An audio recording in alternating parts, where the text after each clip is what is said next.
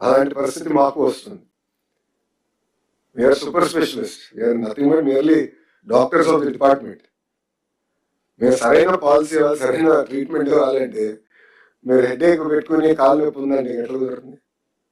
So data perfection అనేది అవసరం. So guarantee referral అనేది ఒక అసెస్మెంట్ మేము పెట్టుకున్నాం, ఒక ఫోకస్ పెట్టుకున్నాం. దాంట్లో భాగంగా క్లిక్కర్ టెక్నాలజీ కూడా అమలు చేసాం. 9th గ్రేడ్కి ట్రాన్సిషన్ చేసాం. ఇప్పుడు అది సమీపంగా అన్ని ప్రభుత్వ పాఠశాలలకు తీసుకెళ్లాలని సమ్మరీ వీడియోస్ పెట్టి అదొకటి డ్రైవ్ చేస్తున్నాము.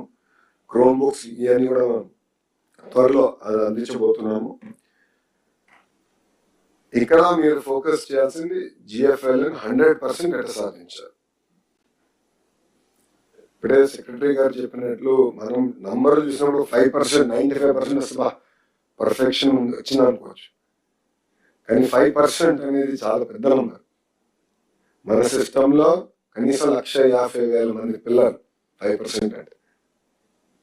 సో 5% వాళ్ళు వెనకబడుతున్నారంటే ఫోకస్, రెమెడియల్ అవసరం. దానికి ఆ ఫోకస్ మనం చేయాలి. ఈ సంవత్సరం వచ్చేగల మీరు చూస్తే 1 class 1 teacher అనే సంస్కరణ విజయరామరాజు గారు ఉన్నప్పుడు తీసుకొచ్చాడు. మేడం గారు అద్భుతంగా అమలు చేసుకుని ముందెళ్తున్నారు. స్కూల్స్ లో మనం ఇప్పుడు టార్గెట్ పెట్టుకున్నాం, కనీసం 10% ఇంప్రూవ్మెంట్ ఇన్ ఎన్రోల్మెంట్. దాంట్లో ఉపాధ్యాయులు చాలా ఇక్కడ డిఓలు కూడా యాక్టివ్ గా పాల్గొంటున్నారు, ప్రజాప్రతినిధులు కూడా పాల్గొంటున్నారు. అది మూవ్మెంట్ కింద తీసుకోవాల్సిన అవసరం చాలా చాలా ఉంది.